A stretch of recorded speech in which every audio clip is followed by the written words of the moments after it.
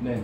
그 송승환 총 감독이 이제 개막식 같은 경우 아마 역사 문화가 더 많이 들어갈 것 같아요. 그리고 폐막식은 내일 봐야 되겠지만 K-팝이라든지 융합 그리고 같이 즐기는 무대이기 때문에 그 이후에 이제 장예모 감독의 다음번 올림픽이 있죠. 그래서 이제 한 8분 정도 중국이 원래 팔을 좋아하니까 그런 부분이 좀 있었던 것 같고요.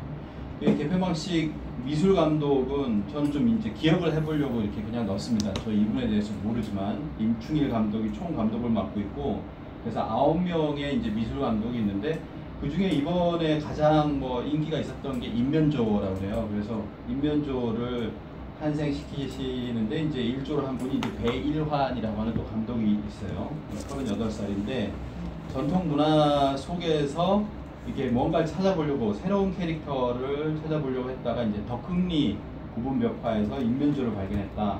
그래서 그 인면조를 재해석했다. 이렇게 얘기를 하고 있습니다.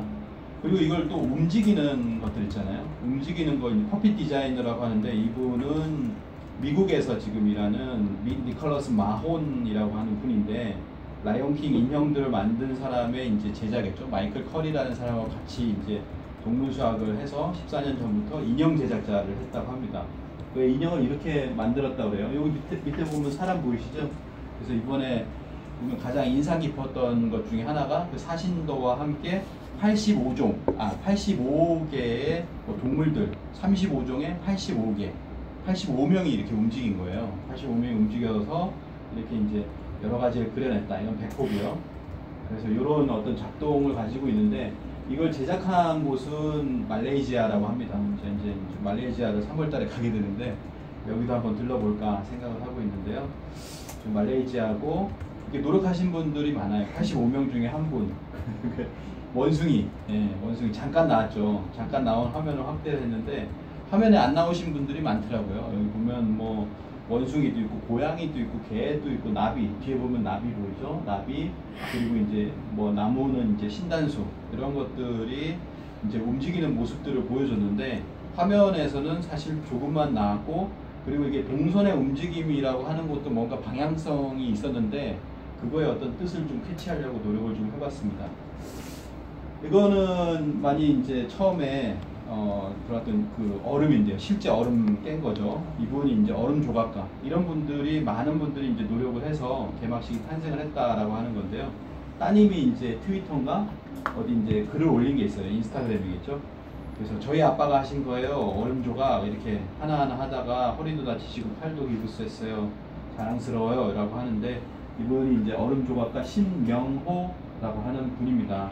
이쪽에 이제 굉장한 아티스트죠. 아티스트 전문가고, 이런 전문가들이 모두 훈연일체가 돼서 이번에 작품이 나오지 않았나 이런 생각이 들고요. 그리고 그 외에도 이게 한쪽으로 기울어져 있네. 이게 빙지를 다스리시는 아이스 테크니시. 예전에 우리는 좀 나이 드신 분들은 이분을 선수로 봤었잖아요. 스케이트 이제 선수로 백이태라는 분이 예전에 있었는데 이분이 이제 얼음을 다루는 아이스 테크니션이 됐다고 합니다. 그래가지고 굉장히 노력을 많이 했고 2mm씩 해가지고 5cm를 하는데 70시간 이상을 계속해서 덮어줘야 되는 게 이제 이런 얼음이었다라고 얘기를 하고, 그리고 이제 지금도 사용하고 있지만 쇼트트랙하고 그 피겨, 이걸 같이 해야 됐었나 봐요. 그래서 온도가 틀리고 하기 때문에 중간에 바꾸는데 이제 얼음을 또 바꾸는데 4시간 안에 그 빙지를 바꿔야 된다. 지금도 그렇게 해서 이제 거의 이제 끝나가는 것 같습니다. 이렇게 수고해 주신 분들이 있고, 이렇게 해서 만들어진 이 개막식에 어떤 역사 코드가 있는가 한번 알아보겠습니다. 먼저 우리가 이제 단군 신화라는 말을 그대로 썼어요. 우리는 이제 역사 시대로 보지만은 이제 신화라는 말을 많이 쓰잖아요. 이 단군 신화라는 말을 가장 먼저 어떻게 보면은 개막식, 제가 알기로는 개막식을 가지고서 쓰신 분은 문재인 대통령이다 이렇게 생각합니다. 문재인 대통령은 이 평창 올림픽을 홍보하기 위해서 이 인형들을 가지고 왔잖아요. 하나는 수호랑, 그리고 반다비라고 해서 이제 패럴림픽까지 해서 둘을 합하면 이제 곰과 호랑이니까 이제 쉽게 설명을 하려고 단군 신화다 이렇게 설명을 했어요. 작년에도 이렇게 프랑스 대통령 어떤 대통령들을 만나면서 이제 그 마스코트로 선물하면서 단군 신화 아시나요? 라고 하면서 재밌게 설명을 스토리텔링을 잘 이렇게 하시는 모습이에요. 실제로 그렇게 했다고 하고요. 그래서 그런 단군 신화 이야기가 굉장히 흥미로웠다. 이렇게 프랑스의 대통령은 얘기를 하고 있어요.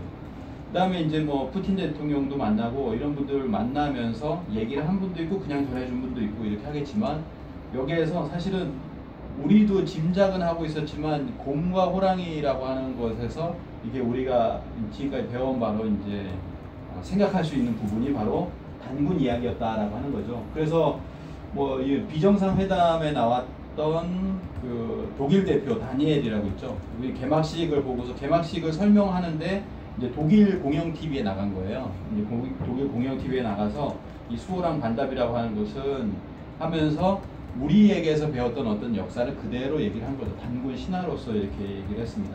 그리고 이분은 또 뭐 한반도가 위에서 보면 호랑이 모양이다. 우리도 좀 요즘에는 또 잊고 있었던 그런 이야기까지 또 이제 같이 하면서 독일인들에게 이렇게 들려주었다. 이런 얘기도 합니다. 아무래도 이 다니엘에게 있어서는 최선의 어떤 우리 역사를 그동안 알았던 거를 얘기해 주지 않았나 이런 생각이 이제 드는데요. 근데 이제 이 그 개막식에서는 보통 그 가장 큰 어떤 역사의 나라라고 한다면 고구려를 모티브로 했잖아요. 근데 고구려하고 중간에 보면은 웅녀와 또 그 네네 안녕하세요. 네네. 네, 거기 앉으시. 네. 안녕하세요.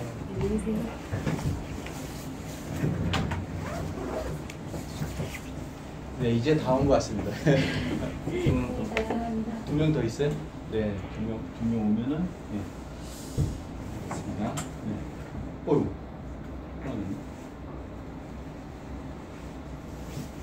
그래서 이 개막식은 다 보셨을 텐데, 그 개막식에 이제, 고구려 벽화가 있는데요. 고구려 벽화 중에서도 두 개의 벽화는 곰과 호랑이를 그려놓고 있어요. 그 중에 하나가 이제 갑저총인데요. 이 씨름도가 있잖아요. 여기 잘 보시면은, 저 오늘 레이저도 하나 사왔는데, 깜빡 잊었어요. 레이저. 오. 자, 잘 보시면 아시겠지만 서역인이에요. 외국인 모습을 하고 있죠. 교류가 많았다라고 하는 것을 알 수 있고, 요것은 뭐죠? 신단수입니다. 신단수. 신단수고요. 그리고 신단수 위에는 뭐 까치가 있는지 뭐 있는데 아까 보면 알겠지만은 우리 그 85명 중에서도 아마 이 새 역할하는 분들도 있었던 것 같아요. 자, 요 밑에 보시면은 곰이 있습니다. 잘 안 보이시죠? 이게 낡아가지고 그런데 이게 이쪽이 곰이고요. 그리고 요쪽이 뭐냐면은 호랑이에요. 호랑이. 곰과 호랑이가 이렇게 등지고 있는 모습을 신단수 밑에서 등지고 있는 모습을 우리가 지금 딱 본다면 이거는 이제 뭐 단군에 관한 어떤 그 이야기다. 곰과 호랑이 이야기 그걸로 이제 얘기를 할 수 있죠. 그 다음에 또 하나는 뭐냐면 장천 1호분입니다. 고구려 벽화인데요. 장천 1호분에 보시면은 여기 이제 전투하고 있는 뭐 기마 전사가 있고 또 신단수가 있어요. 신단수가 있고 신단수 밑에는 곰이 있습니다. 곰이 여기 있어요. 곰이 여기 있고 그 다음에 여기 잘 안 보이시지만 화살을 맞은 호랑이가 있습니다. 자, 이것은 뭘 뜻하냐면 사실은 호랑이는 이제 활을 맞았잖아요. 이건 뭐냐면 호족은 쫓겨나는 거예요. 그러니까 역사, 이 신화 속에 사실을 담고 있고 옛날 문헌들, 역사 문헌들을 보면 왕궁에 호랑이가 들어왔다 이런 표현들이 있거든요. 어떤 짐승이 들어왔다라고 하는 표현은 원래가 뭐냐면은 어떤 외부 족속의 침입을 얘기하는 경우가 많습니다. 실제로 호랑이가 들어왔다기보다는 호랑이가 뭐 우리 궁으로 들어왔다라고 하는 것은 뭐냐면 외부의 어떤 그 세력이 침범을 했다는 거예요. 그런 것을 얘기하는 경우들이 있는데 그렇게 보시면 될 것 같아요. 그래서 이것은 뭐냐면 웅족과 호족이 있는데 호족이 어떻게 보면 여기에서 이 지역에서 이렇게 쫓겨나는 장면이 아닐까라고 이렇게 생각합니다. 신단수 밑에는 곰이 있고요. 그런 부분을 이렇게 두 개의 벽화에서 보면 고구려가 단군 조선을 계승하고 있구나라고 하는 것을 알 수가 있습니다. 그리고 이제 삼국유사죠. 삼국유사에 보면 주몽은 단군의 자손이다. 여기 써 있는데요. 잘 안 보이실 거예요. 단군지자. 예, 제가 예전에 단군지자로 알았거든요. 지금 지자가 맞을 겁니다. 자네요. 예, 여기 보니까 잘 보니까 단군지자로 되어 있습니다. 그래서 규몽은 단군의 아들이다, 단군의 자손이다라고 하는 것이 삼국유사에도 이렇게 정확하게 써 있어요. 그런 어떤 인식을 고구려가 갖고 있었다라고 하는 거죠. 그래서 이런 어떤 신화적으로 우리가 단군 신화라고 하지만 그 신화의 배경에는 엄청난 역사적 사건이 감추어져 있는 것이고, 신화는 그 엄청난 사건의 기술을 단순화시키고 있을 뿐이다. 문자가 없던 시대에 그 당시의 어떤 이야기들을 후대로 이어가기 위해서는 그걸 이야기의 구조로서 뭐 할아버지가 자기 이제 자손들에게 이렇게 이야기하는 형식으로 처음에 이제 지어졌을 거라는 거죠. 근데 이 평창은 보시면, 평창이 우리가 예전에 고조선 영역이었을 것이다 라고 생각을 하지만 실제로는 지금의 사학계에서는 아니다라고 얘기를 하고 있습니다. 아니다라고 얘기를 하고 있어요. 근데 이제 16년에 보면 평창에는 뭐가 발굴이 되냐면 비파형 동검이 발굴이 되고 인골이 발견됐는데, 인골이 이제 여성이다라고 해가지고 지금은 이제 여전사다. 최근에 이제 기사들이 그렇게 나왔잖아요. 여전사가 있었다라고 얘기를 하고 있습니다. 근데 비파형 동검이고 하기 때문에 여긴 뭐냐면 원래 고조선 영역이었죠. 고조선 영역인데 실제로 지금의 교과서에 나오는 어떤 지도예요. 지도를 보시면은 이렇게 해서 한반도 남쪽, 남한 쪽은 고조선이 아니라 요즘은 진국이라고 이렇게 배우고 있어요. 진국이다. 정체 모를 어떤 진국이 있었고 위에는 고조선이 있었다. 이런 식으로 교과서에서 이렇게 배우고 있습니다. 그래서 학생들이 진국이 뭐예요? 진국이 어떤 나라입니까? 라고 하면은 선생님들이 잘 얘기해주지 못하는 것이 사실 현실이죠. 근데 평창은 어디 있습니까? 평창이 여기 있어요. 그러면 이쪽으로 가보면 뭐 여기쯤 있겠죠. 그러니까 평창은 고조선이 아니다 라고 하는 것이 지금 사학계의 어떤 견해다 뭐 이렇게 볼 수 있겠죠. 그렇지만 비파형 동검에 봤을 때, 비파형 동검은 뭐 제주도에도 나오고요. 그리고 이제 남해지방에도 다 나옵니다. 이렇게 이 강역이 따로 이렇게 분리될 수가 없고 이것이 고조선의 영역일 것이다. 비파형 동검과 또 하나는 이제 고인돌이 있겠죠. 고인돌. 근데 이제 여기에다가 뭐냐면은 최근에 교과서에서는 뭐냐면 그 무슨 톡이죠? 미송리식 톡이라고 해가지고, 미송리식 톡의 분포는 요렇게 돼 있거든요. 요렇게 돼 있어요. 그래서 미송리식 토기까지 교집합을 하면 고조선이 굉장히 작아집니다.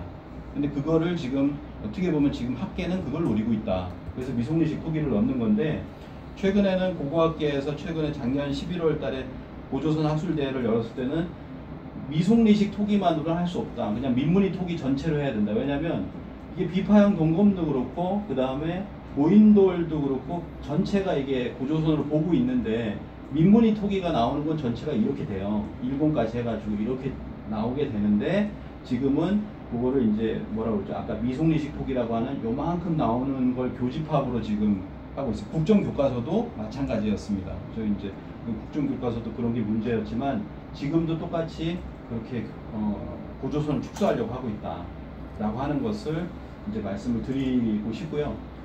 그다음에 이제 그 영상을 한번 보고, 이제 개막식을 본 지 좀 오래되셨을 거니까 영상을 한번 보고, 영상을 연결해놨는지 몰라가지고 한번. 강원도 깊은 산골에 사는 가성 어디일까요? 네, 지금 무대 사방에서 가장자리에서 뭔가가 등장하고 있죠. 저게 뭘까요? 네, 바로 영상 속에서 만났던 사신도 속의 청룡입니다. 그렇군요. 상상 속의 글쎄 이 주작도 보이고요. 거북이와 뱀이 합쳐진 현무도 나옵니다. 그리고 관객들 사이로 사마귀까지 나왔어요. 네, 저건 약육 강식이 없던 세계, 동물과 곤충, 자연과 인간이 조화를 이루며 살았던 평화로운 한반도의 옛 모습을 의미합니다. 그렇군요. 그러니까 이 5명의 어린이들이 고대의 세계 속으로 떠나서 우리 조상들, 우리 선조들이 만들어낸 빛나는 문화유산을 보았고, 거기에서 다시 더 먼 과거로 들어가서 자연과 싸우지 않았던 그 평화로운 시대, 서로 어울렸었던 시대를 보여주고 있습니다. 무용종 벽화에 나오는 무용수들 같은데요? 네, 맞습니다. 고대 사람들을 상징하는 무용수들은 벽화의 느낌을 살리기 위해서 의상을 마치 2D인 것처럼 평면적으로 디자인을 했습니다. 예. 무용총의 벽화에서 나왔던 사람들이 나오고, 자, 황금색 물결, 풍요를 상징하는 것 아니겠습니까? 네, 맞습니다. 풍요를 상징하는 황금색 물결이 이게 소고요. 수레도 나왔어요. 이게 네. 뭔지 모르겠어요. 이 수레는 인류의 문명을 나비. 상징하고 있습니다. 예. 수레의 발명 이후에 인류의 문화가 네. 시작됐다는 이야기가 있었는데, 지금 웅녀가 등장하고 있습니다. 그 뒤로 곰이 따라오고 있죠. 뒷다리는 곰의 존재로 그녀가 웅녀라는 것을 알 수 있습니다. 단군 신화에 등장하는 곰은 우리 민족 문화의 시작을 의미하죠. 예. 앞서서 있던 백호 호랑이는 조금 서운할 수도 있겠어요. 조금 더 견뎠으면 자기도 나왔을 텐데. 대신 올림픽의 마스코트가 됐으니까 별로 아쉽지는 않을 것 같습니다. 두 번이나 마스코트가 됐으니까. 네, 예. 맞습니다. 자, 아름다운 웅녀가 무용총 벽화에서 등장한 무용수 사이에서 5명의 이 어린이들과 만나서 기쁨을 나누고 있습니다. 네, 지금 무대 아래쪽에서 커다란 새가 등장하고 있죠. 예. 아, 새군요. 네, 새입니다. 예. 저 새는 인면조입니다. 새인데 사람의 얼굴을 하고 있어요? 네, 맞습니다. 그리고 새의 몸통을 가지고 있죠. 예. 사진 이 좋은 걸 상상 봤을 속의 텐데 동물로서 사진 너무 하늘과 다운시켰네. 땅을 이어주는 존재로 알려져 있습니다. 그렇군요. 이 고구려 고궁벽화에는 인면조가 나오는데 다른 곳에서도 볼 수가 있었나요, 우리가? 백제 금동 대학로 그리고 무령왕릉 은잔 받침 속에서도 인면조를 볼 수 있습니다. 예. 옛날 사람들은 인면조가 세상에 나타나면 거대한 물살이 사그라들면서 세상에 평화가 찾아온다고 믿었습니다. 그렇군요. 그러니까 이제 고대 시대에 있어서 신화 속의 세계를 보여주기도 하고, 앞서서 보았던 수레를 통해서 문명이 이 한반도에서 시작된 것을 표현해 주고 있기도 합니다. 네, 지금 원형 무대의 중앙에서 리프트가 상승하고 있는데요. 예. 이것은 천재단을 의미합니다. 신에게 인사를 올리면서 17일간의 올림픽이 화합의 축제가 되기를 기원하고 있습니다. 그렇군요. 5명의 어린이들, 또 무용수들, 사슴을 비롯해서 지금 나무가 보이는데, 안쪽에 있는 것이 천재단이라면 나무들은 신단수가 되겠어요. 네, 맞습니다. 그러면서 이제 청룡과 백호, 주작, 현무는 사방에 자리를 하고 있습니다. 네, 이렇게 모두가 화합하면서 태평성대를 기원하는 춤을 추고 있습니다. 네. 자, 이 순간 빛의 입자들이 땅에서부터 하늘로 올라갑니다. 이렇게 올라간 빛의 입자들은 별이 됩니다.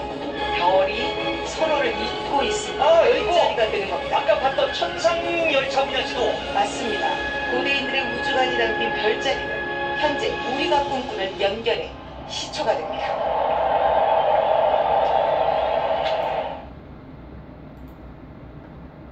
네. 다시 봐도 좀 감동적인데요.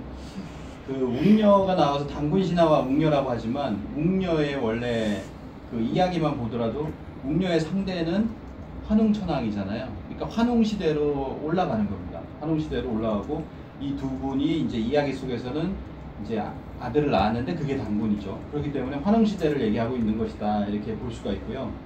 이 한복도 아마 하셨을 것 같아요, 그죠? 예. 그 웅녀의 한복이고, 그 다음에 이제 뒤에 이제 곰이 나오고 있습니다. 신단수가 나오고 해서 이제 웅녀라고 하는 것을 알 수가 있다, 이렇게 하고요. 그 다음에 이제 중앙 무대로 들어가게 되고, 오행을 나타내는 5 소녀와 인면조와 함께 중앙 무대에 서게 됩니다. 뭐 이런 거고요. 그리고 이것은 뭐냐면 길림에 있는 연변 조선족 자치주의 웅녀상이에요. 웅녀상인데 백이신녀라고 하는데, 여기가 단군 신화를 그대로 이제 조형을 해놓은 곳이다, 이렇게 볼 수가 있겠습니다. 그래서 이제 백이신녀라고 하는데 2001년에 완공이 됐습니다. 이것도 하나의 동국공정의 일환이다, 이렇게 보여질 수가 있는데, 2001년에 완공되면서 사실상 우리가 지금 얘기하고 있는 동국공정은 2002년에 시작됐다라고 하잖아요. 물론 1980년대부터 원래는 그 모든 공정의 시작이 되었지만, 실질적인 동북공정의 5년이라고 하는 건 2002년부터 뭐 2007년 이렇게 얘기를 합니다. 그게 시작되기 전에 바로 그 단군 조선을 조성하는 조선족 자치구에다가 이렇게 해놓고요. 그 다음에 이제 뭐 마늘과 쑥, 뭐 그리고 곰, 이게 바로 앞에 있어요. 그래서 정확하게 단군 신화를 얘기하고 있는 것이죠. 이렇게 우리의 어떤 이야기도 그들이 이제 가져갔다라고 하는 거죠. 그래서 사실은 이번에 많은 사람들이 기본적으로 고구려를 얘기하니까 아 동북공정을 좀 비판한 거 아니냐 이런 얘기들은 많이 얘기가 이제 되고 있습니다. 그래서 환웅의 웅녀의 등장은 바로 환웅천왕을 전제로 하는 것이다. 뭐 이렇게 얘기를 하고요. 이제 이것은 이제 교과서가 다 이렇게 돼 있다는 거예요. 우리 교과서는 삼국유사의 어떤 해석을 이렇게 하고 있습니다. 환웅이 곰으로 변한 여자와 혼인하여 단군을 낳았다. 이렇게 얘기를 하고 있고요. 그래, 이거 뭔지 아시죠? 옛날에 태왕사신기. 태왕사신기에는 이제 웅족이라고 나옵니다. 웅족의 여인. 그래서 웅족의 세호라고 하는 여인이 있고 이렇게 해서 이제 그런 것으로 이제 표현을 하고 있었죠. 그래서 삼국유사에 보면은 뭐라고 나오냐면 이렇게 그 햇빛을 보지 말고 100일 동안 기원하라 라고 해서 불견 일광 100일은 변득 인형이다 라고 해서 이제 여기서 인형이라고 하는 것을 뭘로 해석을 할 것이냐 라고 했을 때 이거는 인간의 본래 참모습을 회복할 수 있을 것이다. 그래야 너희가 우리와 함께 우리 환웅족과 함께 할 수 있다 라고 하는 것을 원래는 그렇게 해석을 해야 되지 않나 라고 하는 것이고요. 자, 이거는 어디냐면은 그 지금 하고 있어요. 국립중앙박물관에 가보시면 3월 18일 이제 올림픽이 끝나기까지 전까지 하는데요. 동아시아 호랑이와 미술 호랑이전인데 거기 가보시면은 이렇게 삼국유사 고조선기를 얘기를 하고 있습니다. 여기 보면 똑같이 얘기를 하고 있죠. 환인의 서자 환웅이 천하의 뜻을 두어서 인간 세상을 구하고자 하였는데 하면서 생략이 되고 이 생략된 부분이 사실 더 중요해요. 왜냐하면 이 앞부분은 역사로 기록을 했는데 뒤에 곰 한 마리, 호랑이 한 마리라고 하는 이것 때문에 앞부분이 부정될 수는 없는 거거든요. 어쨌든 그렇고요. 그래서 이게 이 박물관에 가보면 박물관에서는 여러 가지 삼국유사 고조선기의 판본이 있는데 그 중에 석유 환국이다. 옛날에 그 뭐냐면 환인의 나라가 있었다. 환국이라고 하는. 네.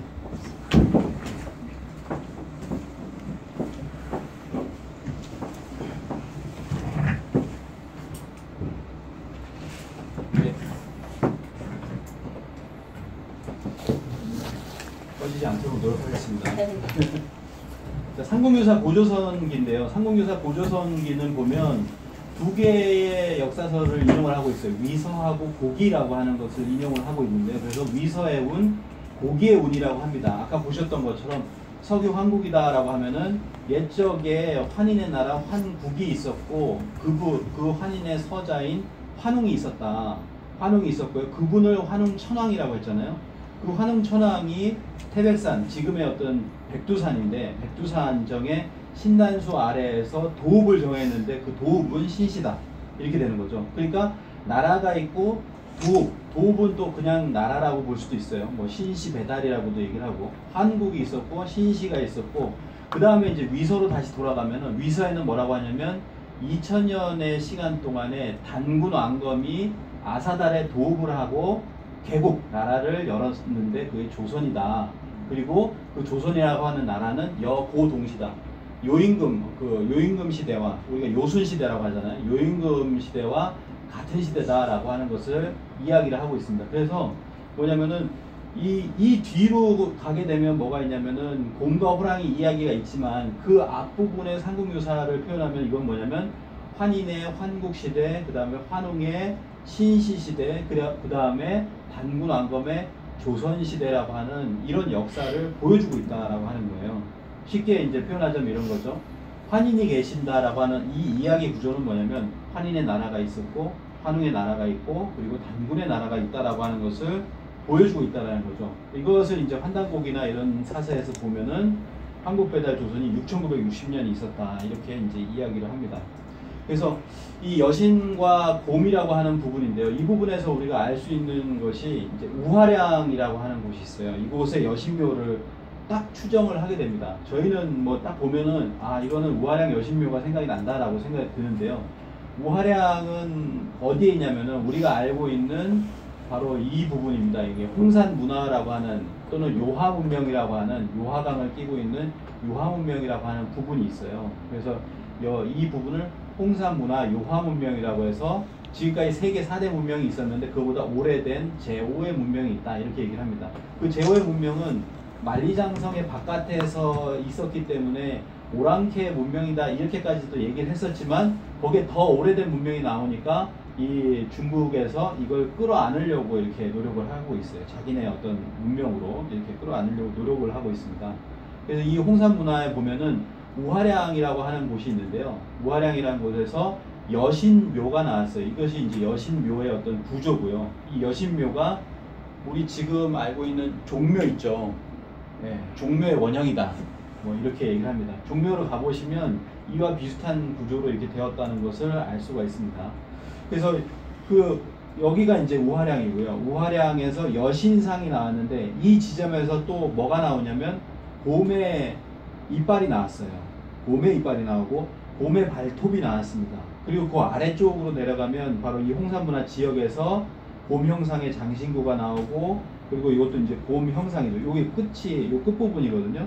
3년 이걸 3년벽이라고 하나요? 이게 3개가 붙어 있는데 요 끝에 부분을 곰이라고 이제 얘기를 합니다. 그래서 곰과 관련된 그런 그 유물들이 굉장히 많이 나오면서 여신상이 나왔다라고 하는 거죠. 이거기 때문에 이 여신상을 어떻게 해석하냐. 근데 중국에서는 여신을 해석할 수 있는 문헌상의 그 여신이 나오지 않는다라고 하는 거예요. 그래서 여신과 또 곰과 연관이 돼야 되기 때문에 이것은 삼국유사 고조선기에 있는 어떤 웅녀에 해당이 될 것이다. 이렇게 얘기를 하고 있습니다. 그리고 이제 이것은 뭐냐면 이강식 교수라고요. 영남 분이 어디죠? 영남대인가? 예, 거기에 이강식 교수님이라고 있는데 그분이 주장을 하는 거예요. 그건 뭐냐면 황웅여신이라는 것이 환단고기에 나타나고 있습니다. 황웅여신이라고 하는데 이건 뒷부분에서 한번 보도록 하고요. 1984년에 이 우화량에서 황토로 만든, 이게 중요합니다. 황토로 만든 여신상, 그리고 곰 조각상 곰 턱뼈, 좀 전에 보셨죠? 턱뼈가 발굴이 되고 있다라고 하는 거고요. 그래서 이 발굴된 여신은 황웅 여신을 고고학적으로 뒷받침하고 있다라고 이제 그분은 주장을 하고 있습니다.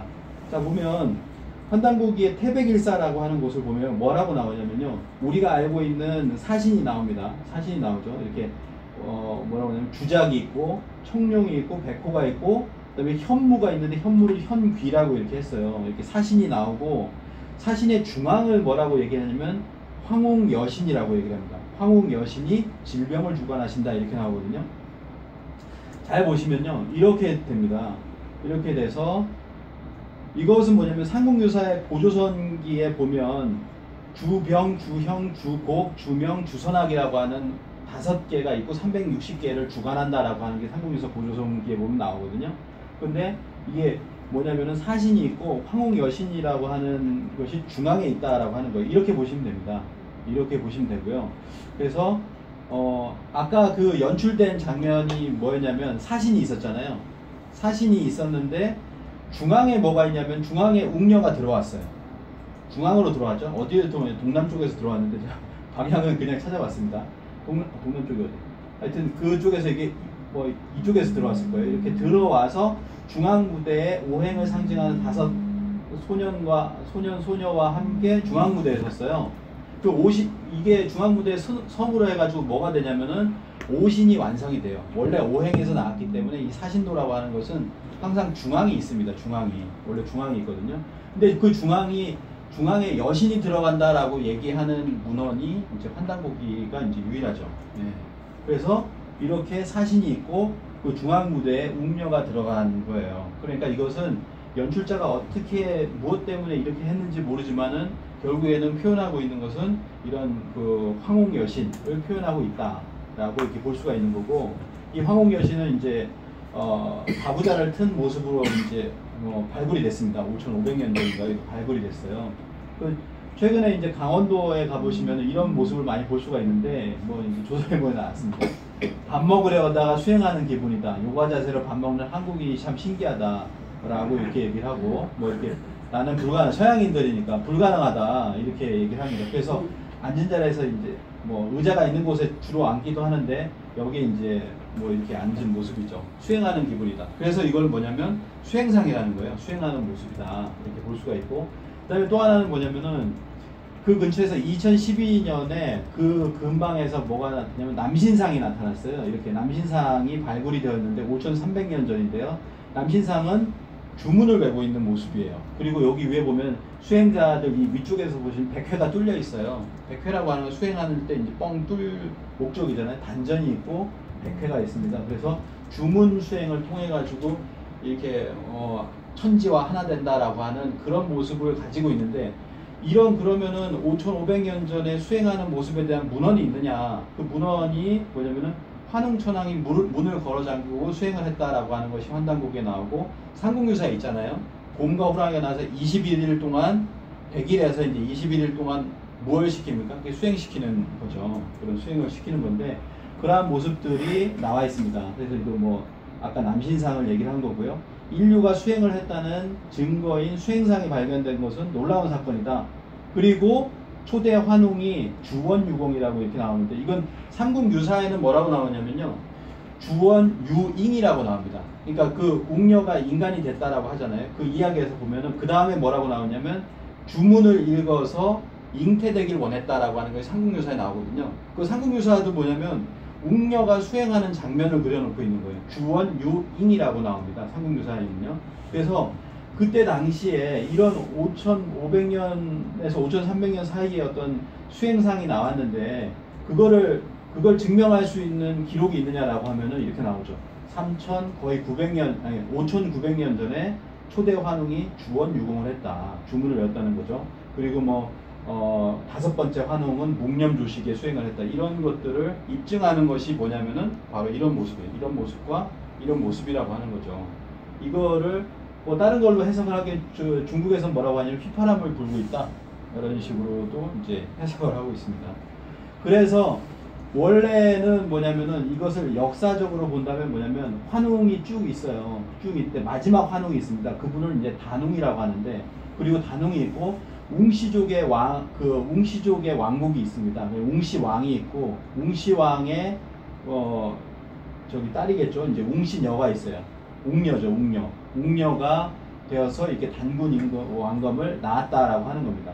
그래서 어디에는 단군 왕검의 부인이 웅녀다 이런 식으로도 얘기하는데, 그건 전혀 맞지 않고, 환웅과 그 환웅 중에서 마지막 환웅과 그 다음에 웅시녀가 이렇게 나와서 단군을 낳았고, 단군은 누가 결혼을 하냐면은 하백녀, 하백 가문의 이제 하백녀가 결혼을 하게 됩니다. 최근에 이제 하백이라는 드라마가 있었는데요.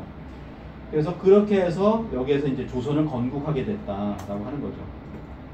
그 다음에 이제 꼭 보셔야 될 게 이 천재단입니다. 하늘의 천재를 지내는 모습을 그리고 있는데, 잘 보시면 하늘과 소통을 할 때는 이 뒷부분에도 그렇지만 원을 그리게 돼요.